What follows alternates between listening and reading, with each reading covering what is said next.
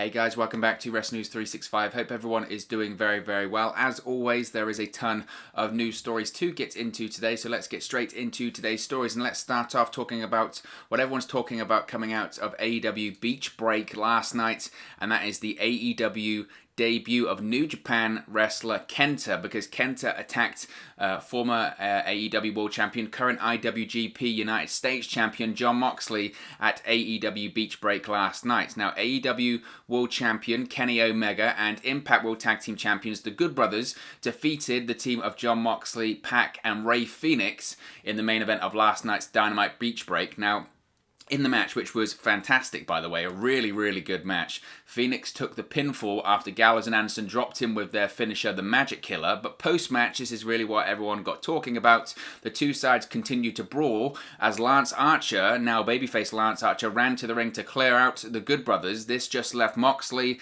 and the AEW World Champion Kenny Omega alone in the ring, where Moxley was attacked from behind by a masked man. Certainly everyone was saying, well, who is this masked man? After lowering his mask, it was revealed to be none other than New Japan star KENTA, who is also the #1 contender to Moxley's IWGP United States Championship, mentioned by Excalibur on commentary as well. KENTA then picked up Moxley and hit him with his go-to-sleep finisher on the IWGP United States Champion, eventually leaving the ring to let Omega celebrate over his rival. Now, this is very surprising. This is shocking. There's a lot to get into with this. But as previously mentioned here and widely reported, Moxley and KENTA are set to meet for the IWGP United States Championship at New Japan New Beginning USA 2021 on February 26. Moxley, just last week, had previously confronted KENTA on the episode of New Japan Strong, so this, I guess, is a retaliation of that. Now, we don't know the actual finer details of what's going on here. That must be stressed. I would suggest it's probably a scenario whereby New Japan and AEW, with the help of KENTA and Moxley, have worked out a deal whereby AEW have said, look, Jon Moxley, we'll let him appear on your New Japan America show. He can do a couple of spots there. Obviously, he's going to have do the appearance he did last week and the match against KENTA on the New Beginning USA 2021 event. In return to that, we want KENTA on Beach Break, and we also want him on an episode of Dynamite next week, which looks like it's going to be the case. Because after Dynamite went off the air, or Beach Break went off the air, we had a exclusive segment on social media where it looks like Kenny Omega and KENTA will actually be teaming up next week on Dynamite. Now, as I mentioned, KENTA making this surprise appearance on last night's Beach Break, attacking Jon Moxley after the event. Now, afterwards, Kenny Omega found KENTA outside Daily's place and caught up with his fellow Bullet Club stablemate. If Kenny Omega is still technically part of Bullet Club, I don't think he is. Tamatonga will certainly say that's not the case.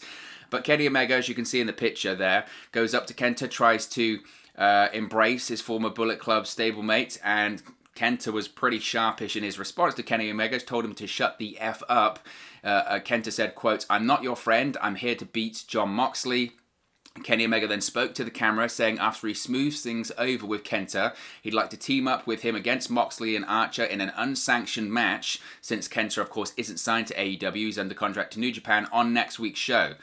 This is what Kenny Omega said to the camera. He said, quote, "You pass this along to Tony Khan. You want me to show up here every week and risk my life, Tony? Lance Archer, I saw what you did this week too, butting your nose in someone else's business that you don't belong in. How about this? Next week, I'll smooth things over with my newly found friend KENTA, and if you've got the guts, Tony, make it a tag match. In fact, he's not contracted by this company, so I can't see how you could sanction this match. Make it lights out, force count anywhere, something in my wheelhouse. Tony Khan is yet to officially announce the match, but he will. If they're doing this on social media, we're going to see next week Kenny Omega team up with KENTA to face off against Lance Archer and Jon Moxley. What a massive match that is. What a massive match. What a massive surprise.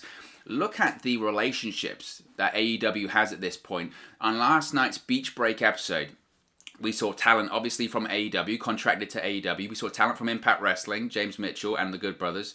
We saw talent from the NWA, Thunder Rosa, and we saw talent from New Japan Pro Wrestling in KENTA.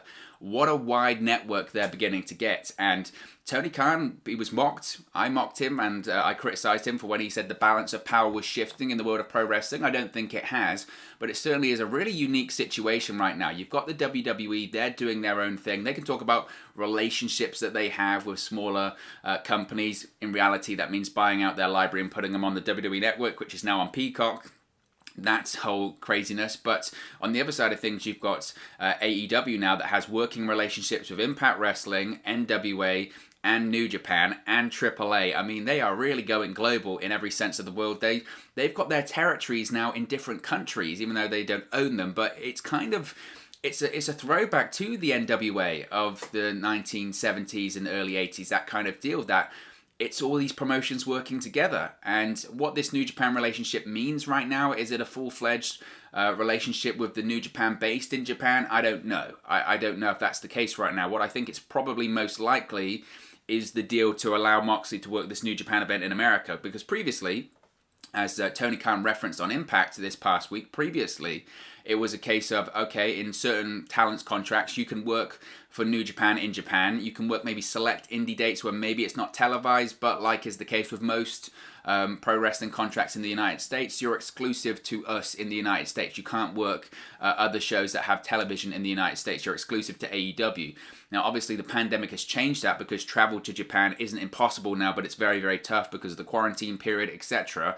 Maybe that's opened things up, and they've worked out a deal now with New Japan to say, look, we'll let Jon Moxley work a couple of New Japan events in the United States, which we wouldn't have done previously, but in return, we want to have KENTA on our show. So Moxley can appear on last week's New Japan episode. He can appear at the event where he's going to face off against KENTA, but in return, we want KENTA on Beach Break, and we want him next week. I think that balances it out, but it certainly is something interesting about something that could really open up in the future. This is laying down foundations for possibly something bigger. And obviously, we've covered it at extensive length here on this channel now about the relationship that AEW has with Impact Wrestling, but if you factor in New Japan to that, and New Japan are trying to get their way back into that American market again. We're going to talk about some news about their possible streaming services over here in the United States, over there in the United States rather. A relationship with AEW is incredibly mutually beneficial. Obviously, from an AEW point of view, the talent that is available coming over, whether it's Jay White, Okada, Tanahashi, Naito, I mean, you can go on and name some of the incredible talent that possibly could appear for AEW. On the New Japan side of things, really firmly establishing that big footprint in the United States is crucial to them, and they're trying to do it with their US brands and having their US show, and obviously again having talks about streaming rights in the United States. Making that relationship with AEW, I think, is crucial to that.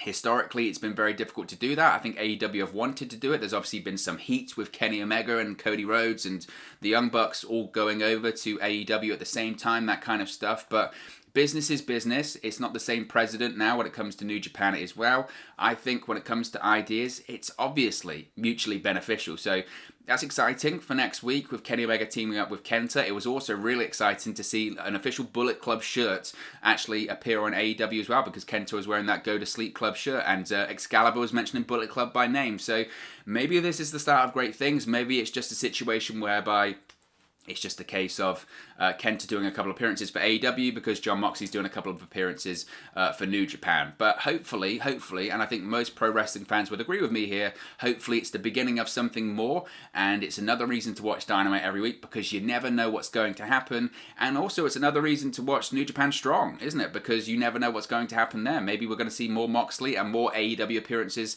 in the future. And it's another territory for AEW stars to go work in. This was what I was saying about how beneficial the Impact Wrestling relationship is to New Japan as well, is that at the end of the day, AEW only has 2 hours on TNT. Now, obviously, more hours are coming, but right now they only have 2 hours on TNT, and they've got a very, very big roster that can't always appear on TNT every single week.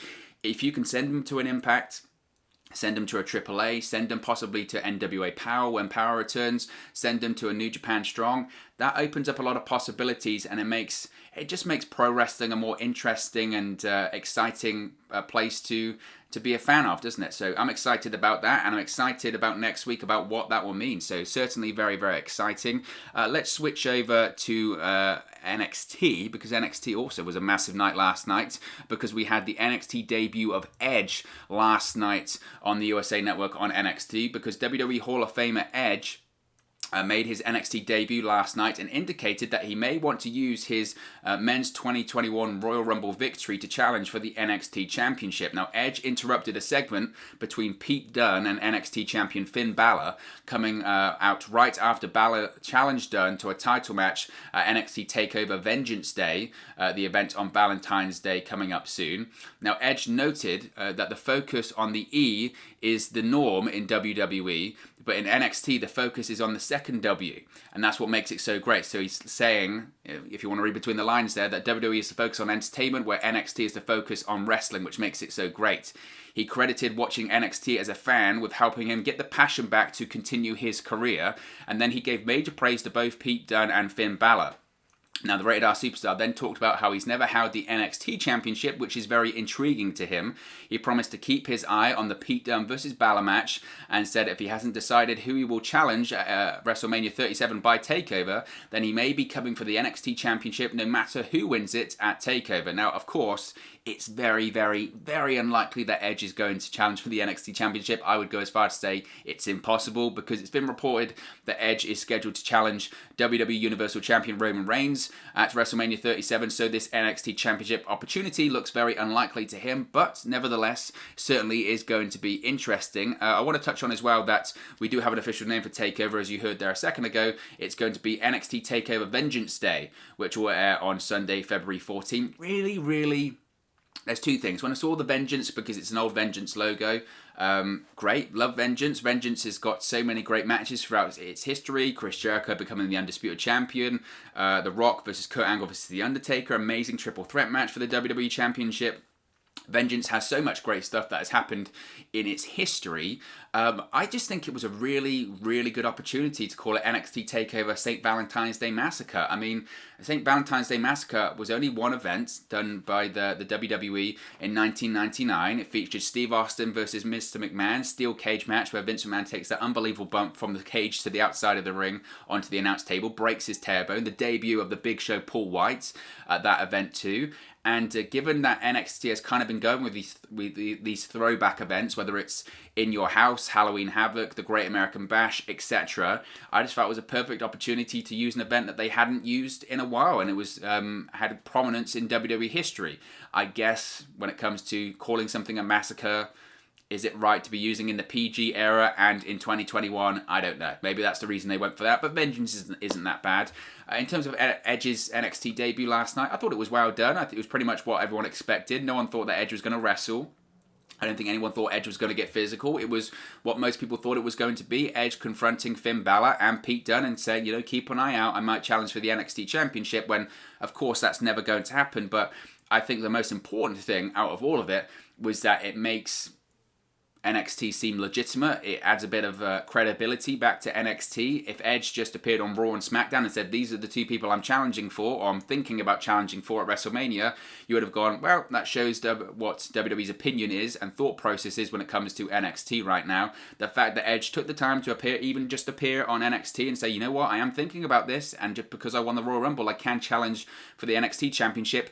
It gives the impression to the casual audience that, yes, NXT is a third brand. It's on the same level as a Raw or SmackDown, which it isn't in the mind of Vince McMahon, but it was credibility for NXT, and I think that's a good thing. So I enjoyed it, and I'm really excited for Finn Balor versus Pete Dunne at NXT TakeOver Vengeance Day. In fact, I would actually prefer Pete Dunne to win the NXT Championship. Not to say that Finn Balor hasn't done anything as NXT Champion, because he's had some fantastic matches, but I just want to see something different, I think, with NXT now, and that's not just me being a fellow Brit cheering on Pete Dunne. I know some people, when it comes to Pete Dunne, they don't get it, or they might find him a bit dull or boring, but the guy's in the shape of his life right now. Obviously, he's got a ton of star power and potential. I think this would be the best use of a Finn Balor in NXT, put over the younger talent, establish new stars, and Pete Dunne is exactly that. So it'll be certainly very interesting when it comes to NXT TakeOver on Valentine's Day. Sticking with WWE as well, we have some interesting news when it comes to Bad Bunny. Now, Bad Bunny, that's what everyone's been talking about on social media. There's been a lot of discussion about Bad Bunny, and it would appear that Bad Bunny is training for his WWE in-ring debut. Now, rapper Bad Bunny was training at the WWE Performance Center in Orlando on Tuesday. Now, the Grammy Award-winning star was training in the ring and preparing for a proposed WWE pay-per-view in-ring debut that would take place against The Miz and or Jon Morrison later this year. This is according to PW Insider. Now, the expectation, as of right now, is that Bunny will be making his in-ring debut for WWE, but it won't come immediately. He noted on Monday night's edition of Raw on a Miz TV segment that wrestling for WWE has been one of his lifelong dreams. Now, as noted previously, earlier this week, WWE does have plans for Bad Bunny to make more appearances for the company. It was noted then that there was a plan, or possibly a plan in place for Bunny to be involved at WrestleMania 37 in April, and there was even a pitch for him to possibly wrestle a match on the grandest stage of them all. Now, given these reports that he's in-ring training, those reports might even seem more accurate. Now, Bunny is currently aligned with WWE Hall of Famer Booker T and Damian Priest in the storylines. He performed his Booker T single at the Royal Rumble on Sunday, and then did an angle with The Miz and Jon Morrison after they were eliminated by Priest in the 30-man Royal Rumble match. He then returned Monday nights on Raw and appeared on Miz TV, as we mentioned, which led to Damian Priest coming out and attacking The Miz and Jon Morrison. Priest then defeated The Miz in a singles match, and that match did feature a ringside angle where the rapper dropped Morrison with a microphone shot to the mouth. Now, at the time right now, as we're recording, there's no word yet on if Bunny will be teaming with Booker T or Priest in his in-ring debut, but I would probably think it's probably likely to be Damian Priest. If it's going to be a tag team match, I would be stunned if it wasn't a tag team match. If they do a singles match, which is Bad Bunny versus The Miz, I think that's a lot of pressure on someone like Bad Bunny, given the fact that he's not a wrestler. Even if he does this training, he won't be a wrestler. A tag team match makes a lot more sense. And the whole Bad Bunny stuff, it's interesting because I agree with people. I do agree with people that when they're saying who, or you're criticizing WWE for doing this guy just because you don't know them, doesn't mean it's a bad business decision. I was saying it on the Royal Rumble watch along at the weekend. I don't know who he was, and I still don't really know who he was. You know, I've done the Google search like everyone else to see that he's very, very popular. He's one of the biggest rap stars in the world and pop stars and people in the music entertainment field over the course of the last 12 months. He's got like 30 million followers on Instagram, and he's one of the most streamed music stars on Spotify, and obviously it makes a ton of sense from WWE to get that mainstream pop culture coverage by having someone like Bad Bunny involved with their programming. And I say this all the time. Whether it's about Bad Bunny or it's about Tyson Fury or whoever. Tyson Fury, I was one of the biggest proponents of having him involved with WWE at the time when not a lot of people were, because it makes so much sense. Tyson Fury's a huge name around the world. Bad Bunny's probably an even bigger name than Tyson Fury around the world. And they have a plethora of fans that probably the majority of them aren't pro wrestling fans. So if they see that their favorite person, whether it's Bad Bunny, Tyson Fury, you name it, is being involved with WWE or pro wrestling, they can hope WWE that their fans will tune in to watch Bad Bunny compete or Tyson Fury to compete or whoever, or even if they're not going to tune in to watch their favourite rap star compete, just the mainstream press coverage alone will lead to people to say, you know what, I've got to watch WWE, this is going to be a spectacle. So I don't have a problem with that whatsoever. It's business sense, and I always say this, it's smart business, because WWE, the ratings are down. The ratings are down, television ratings are down in general. You know, they did it in the Attitude Era. I think nowadays, if you had Mike Tyson at the time, if we had social media at the time during the Attitude Era and Mike Tyson, you'd have had people saying, oh, an outside person coming in for WrestleMania, Mike, I know it's Mike Tyson, but you know, that's what it is. That's what it is with pro wrestling fans, unfortunately. Now, I don't know who Bad Bunny is. I did a Google search, and I still, you know, I'm not a massive fan of his music, more of an AC/DC fan myself, but I understand it. It's good business. What I don't think is fair is when, if you say, oh, you know, I don't know who Bad Bunny is, you're just so out of touch. You're just out of touch with pop culture. You just don't get it. No, I don't. I get it. It's business. It's business. It's good business. And I understand WWE's methods behind it. But just because you say you don't know who he is, I mean, I've done a Google search about Bad Bunny like everyone else. I've seen that he's very, very popular, and he's a rap star, and he's one of the most popular people in entertainment right now. I get it. I still don't know who he is, and you know, and that does that make me really out of touch with pop culture? Maybe it does. Maybe it does. But you know, sometimes the way that certain people, I think, on social media that are looking down on people that say, you know, I don't know who he is right now, I think isn't exactly fair. Like I said, I've done the Google search like everyone else, and I really don't have a problem with it. I think it's very smart by WWE. I think it's good business sense. Every time they bring in these celebrities, you know, sometimes the lower celebrities, I think that's necessarily right, but someone of a level of a Bad Bunny or a Tyson Fury or Floyd Mayweather or whoever they bring in, I think it always makes sense. It's smart business. It's always smart business. So if they do that match at WrestleMania, I don't think that's a problem at all. I really don't think it's a problem at all. What I have an issue with is the double standard of it sometimes. Is the case that Bad Bunny, if he has this match at WrestleMania, people would go, yeah, it makes total sense, yeah, it makes business sense. But they're the same people that when a Tyson Fury came in for Crown Jewel, they're going, I can't believe it. I can't believe it. It's just not fair. It's not fair. They can't come in and take spots away from someone else. It's the same situation. Either get on the ship or get off it. It makes business sense. It's always made business sense.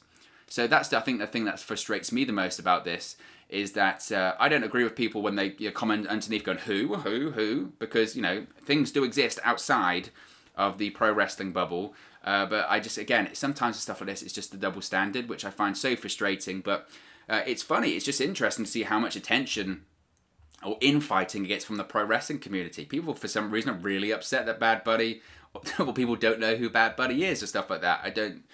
I guess it's pro wrestling fans. As a fan base, we don't like stuff that's different, or we certainly don't like outsiders coming into our community. It's very strange. It's very strange.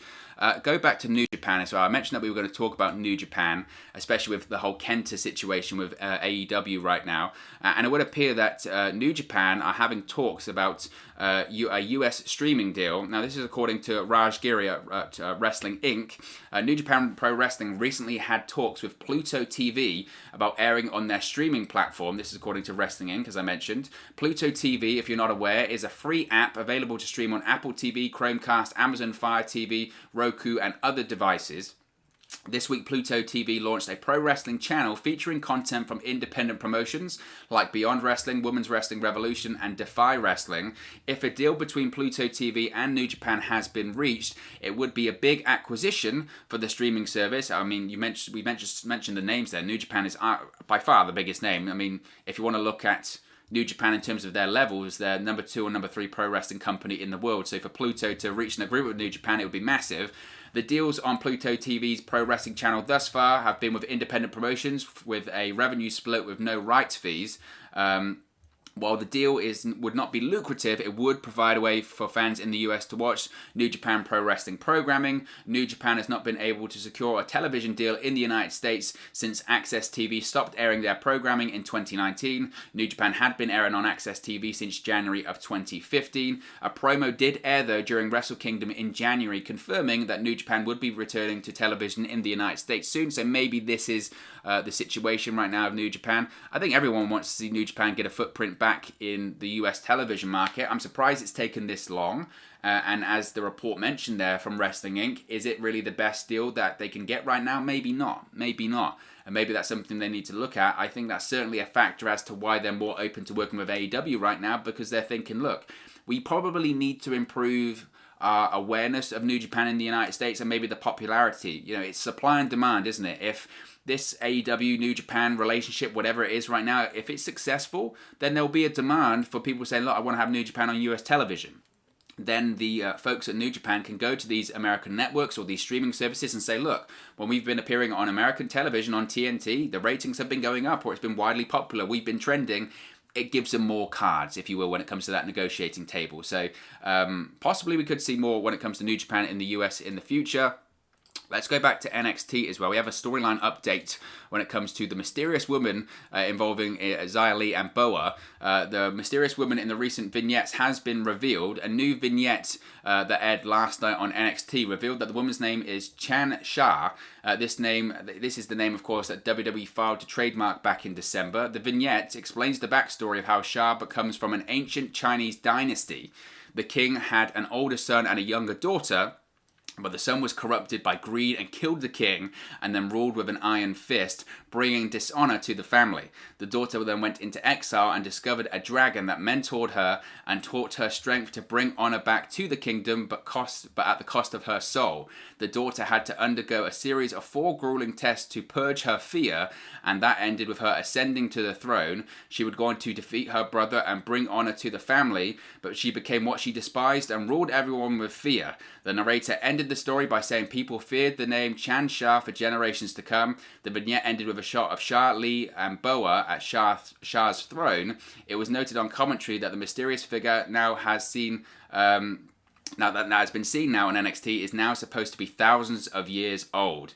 Now, this has divided social media because basically, I think if you're a fan of comics, that is very, very similar to Iron Fist. If you're a fan of the Iron Fist comics or the Iron Fist Netflix show, which, to be honest, the Iron Fist Netflix show was really bad. Second season was better, but it was really, really bad. It was the worst out of those Netflix Marvel shows, but it's very Iron Fist, isn't it? Very, very Iron Fist. You know, thousands of years old, dragons, fighting a dragon, fighting siblings. I mean, they might as well have mentioned The Hand and Danny Rand and all that kind of stuff, because that's what it really felt like.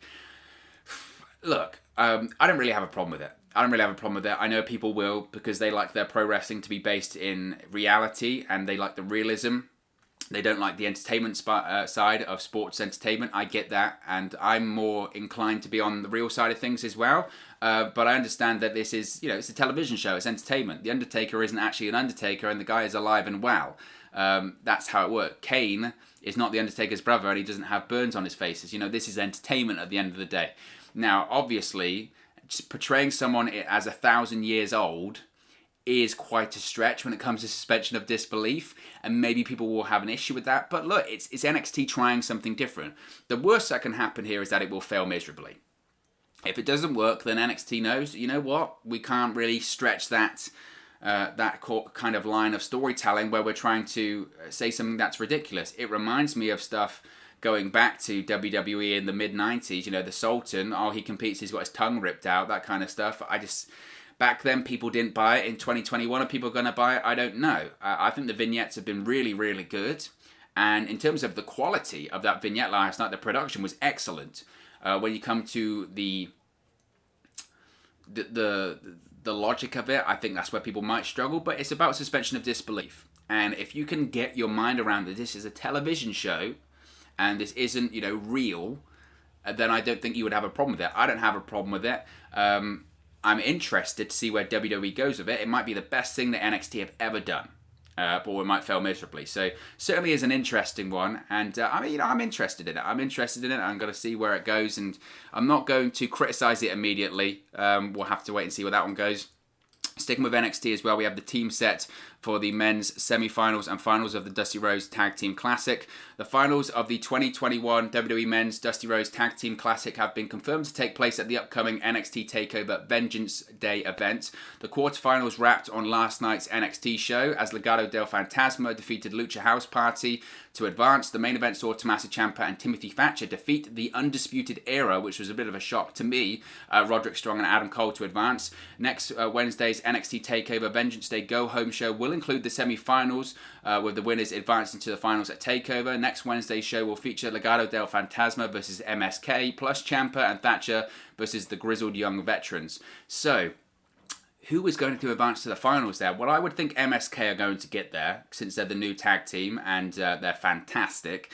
Ciampa and Thatcher versus the Grizzled Young Veterans is much, much harder to call. The Grizzled Young Veterans, immediately before I even really knew the graphic, were my pick to go all the way. Historically, though, WWE and NXT isn't afraid of having a team win it that is a put-together tag team. We've seen the Broserweights do it, we've seen Finn Balor and Samoa Joe do it in the past. So I'm going to say it's going to be MSK versus Ciampa and Thatcher at TakeOver Vengeance Day. Could be wrong. What I do really like, though, is this renewed focus on tag team wrestling. It's so desperately needed in the world of WWE and NXT. So, big fan of that. Speaking of the Dusty Rhodes Tag Team Classic as well. The NXT Women's Dusty Rhodes Tag Team Classic finals have also been confirmed because the finals of the first ever female or women's Dusty Rhodes Tag Team Classic are one step closer to being finalized for the upcoming TakeOver Vengeance Day event. The finals will see Dakota Kai and Raquel Gonzalez face the winners of Ember Moon and Shotzi Blackheart versus The Way. Last night's episode of NXT also saw Dakota Kai and Gonzalez advance to the finals by defeating Team Ninja, Casey Catanzaro, and Kaden Carter. I think, and this was always probably going to be my pick from the start, that I felt that Dakota Kai and Raquel Gonzalez should win the whole thing. They are a legitimate tag team, and frankly, I don't know if this has been confirmed yet, but I would really like the winner of this tournament to also get a shot at the Women's Tag Team Championships. I guess that would mean that Dakota Kai and Raquel Gonzalez face Shayna Baszler and Nia Jax. 2 heel tag teams facing off. How would that work? I don't know. But I've been enjoying it. And again, it's a focus on women's tag team wrestling, which is so desperately needed in the world of WWE. For the longest time, we've had this whole just no focus on women's tag team championships, and they established these tag team championships and removed all the women's tag teams, which was maddening. So hopefully we get a renewed focus on that. And finally, it's been confirmed, yes, we are going to get Cody Rhodes and Shaq inside of the same ring, because Cody Rhodes with Red Velvet instead of his wife Brandi Rhodes, who of course is pregnant, with Arn Anderson in their corner, will be facing Shaq and Jade Cargill. It's been officially set for Dynamite on March 3rd. Shaq last night referred to Cody Rhodes as Cupcake and confirmed he was going to wrestle in AEW. Cody has since responded to the match announcement on social media. He said, quote, "Nothing but respect for such a legendary athlete in Shaq, but I have no doubt Jade will be a dominant figure in our women's division, but they can't touch me in the ring, and Velvet is true grit. See Shaq on March 3rd on AEW on TNT." Now, although not officially announced, the match was originally expected to take place at Revolution on Sunday, March 7, but of course that's the same day as the NBA All-Star Game, so it's likely that AEW had to change the date, since Shaq, of course, would be busy on the day of the pay-per-view. So that's why, if you're wondering why it's taking place on Dynamite, because Shaq isn't available on that date. This just all seems a bit of a mess, doesn't it? I think everyone thought that, look, is the interest really there to see Shaq compete in an AEW ring? No, but in the same way with the Bad Bunny stuff, I get it. It's good business. It's obviously AEW has the relationship with TNT, and regardless of his age, Shaq is still a mainstream figure in sports and just in entertainment in general. Hearing that Shaq is going to be wrestling will get eyeballs on the product. You would think that would do quite well. That rating on Dynamite that week on March 3 will do quite well, especially for a go-home episode as well. It'll be fantastic for AEW. It's just all been a bit of a mess, hasn't it? Because obviously it was meant to be Cody and Brandi Rhodes. Brandi's pregnant. They have to sort of pivot. They've got Red Velvet. Massive spot for Red Velvet. No doubt about that. Is the interest really there from me as a fan? No. Is the interest really there as fans from the NBA and fans of Shaq? Maybe. Maybe. We don't know. The ratings will tell when it comes to that one. So we're getting it. We're getting it. We're getting that Shaq match in 2021, which, again, is just crazy to see. But hey, look, all credit to AEW. If it works, it works. So we can't complain just yet. But of course, as always, this is just one man's opinion. What are your thoughts on the news stories we've spoken about today? Let me know your thoughts in the comment section below. I'll do my best to respond and reply to all of your comments. Really enjoy interacting with you guys, talking about WWE, AEW, Impact Wrestling, New Japan Pro Wrestling, all things pro wrestling here on the channel. So be sure to get involved with the community. Drop a comment below. All opinions are welcome. If you have enjoyed this video, please do smash a like on the like button too. Really does help us out here on YouTube, go up the rankings, and get into people's recommendation feeds if they haven't seen our videos previously. But most importantly, if you haven't already, please do subscribe to Wrestling News 365. You can do that by clicking the bottom right corner of the screen right now, or if you wait a few seconds, there'll be a subscribe button at the end of this video, along with another video for you to watch. Thank you very much for watching, listening, streaming, or have you come across this video today, and I'll speak to you again very, very soon. Hey guys, thank you for watching, listening, streaming, or however you come across this video today. Be sure to click on the video on the right there to watch our next video, or click the bottom there to subscribe, or the bottom right hand corner. Thank you very much, and I'll speak to you again very soon.